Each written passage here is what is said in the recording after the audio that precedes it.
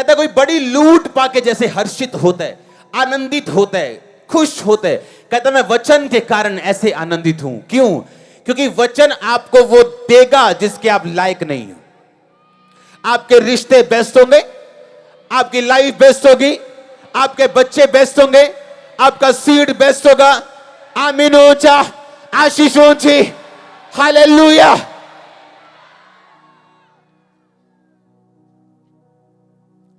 जैसे कोई बड़ी लूट पाके हर्षित होता है। सैड बात ये है, आप लोगों ने वचन नहीं पढ़ा होगा, कल परसों नहीं पढ़ा होगा। आपको लगता है मैं क्रिश्चियन हूं, हां बाइबल च वधिया गल्लां लिखियां। ये वो पुस्तक नहीं जैसे आप एक धार्मिक पुस्तक की तरह पढ़ो। ये वो वर्ड है लिखा जिस पर जीवन का सांस फूका गया। जो सांस आदम के अंदर फूका था और वो जीवित हो गया था, वो सांसों के द्वारा ये आपकी बाइबल लिखी गई। और जब आप इन्हें पढ़ते हो, आप सेम लाइफ फील करते हो जो आदम के अंदर गई थी।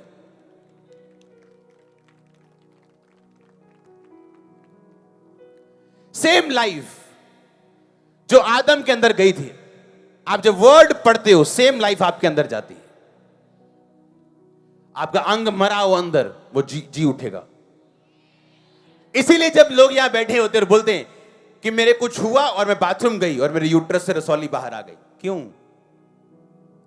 जब सांस फूका गया वचन आपके अंदर जाएगा, वो कुछ करेगा। आपकी आंख मरी है, वो आंख मरी नहीं रहेगी। आपकी टांगे मरी है, वो मरी नहीं रहेगी। आप हाथ रखोगे और वर्ड पढ़ोगे और वर्ड काम करेगा। लिखा जैसे कि बड़ी लूट पाके खुश होता है, मैं उसके वचन के द्वारा खुश हूं। जिन चीजों को आप डिजर्व नहीं करते हो, आप उस जगह अपने आप को बैठा पाओगे। मैं आप सबको बोल रहा हूं, और ये प्रोफेसी है। मैं हैरान हूं कैसे यूथ व्यभिचार में पड़ जाता है और उसे मालूम नहीं कितनी बड़ी चीज गवाई है उन्होंने, पाई नहीं। अपने शरीर को जीतना और वचन पे खड़े रहना। लिखा आप उन जगहों पे पहुंचेंगे जहां जिस जगहों के आप काबिल नहीं हो। आप वहां होंगे, आप बोलेंगे मैं इस जगह काबिल नहीं हूं, हां, लेकिन प्रभु ने अपने वचन के कारण कि मैं उसके वचन पे खड़ा रहा, उसकी पवित्रताई पे खड़ा रहा, और आज मैं इस स्थान के ऊपर हूं। आमीन। मैं जो एक समय पागल था, आज डॉक्टर मुझे सुनने के लिए आए। हां, क्या बोल सकते हो? तो डॉक्टर क्यों सुनने आएंगे मेरे को? अगर वर्ड मेरे अंदर है तो सुनने आएंगे।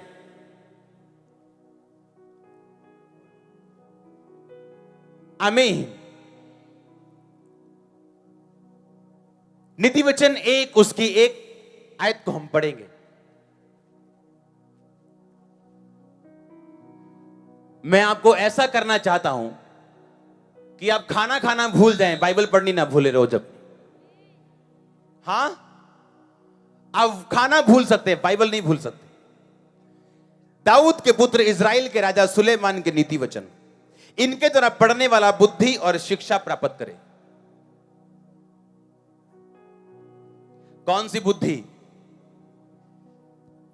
ये वो शैतानी बुद्धि नहीं,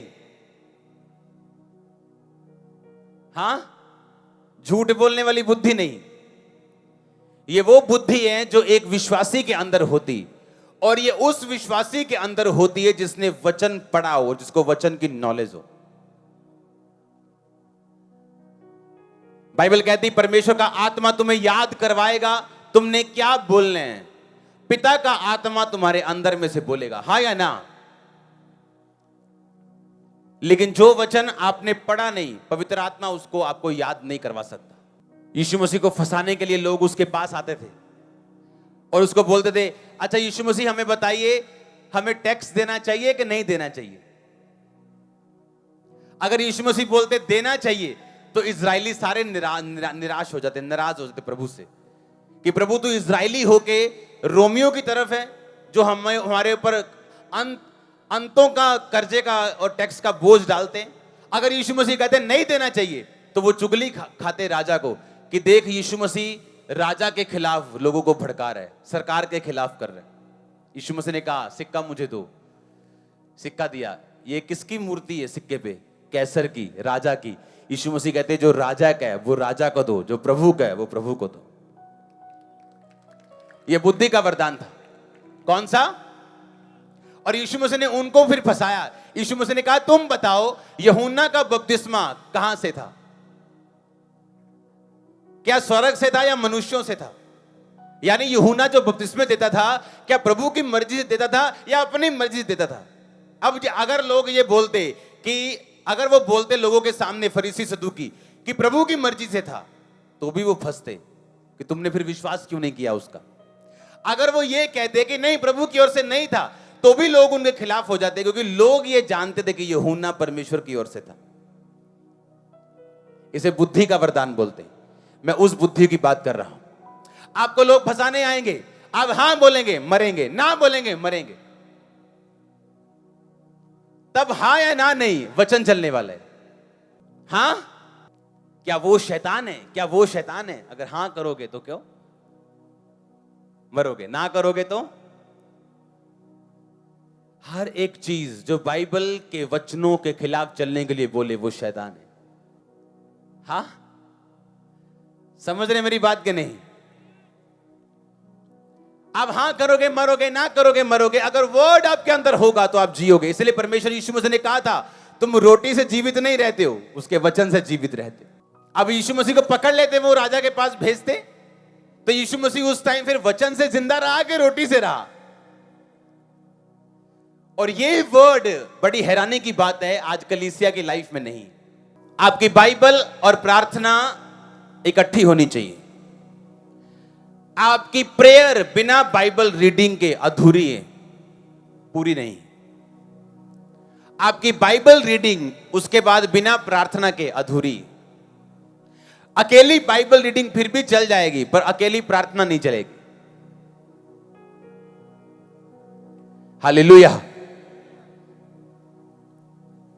लिखा इनके द्वारा पढ़ने वाला समझ की बातें समझे, बुद्धि और शिक्षा को पाए, काम करने की प्रवीणता, विवेक को पाए। विवेक यूसुफ के अंदर था कि जिस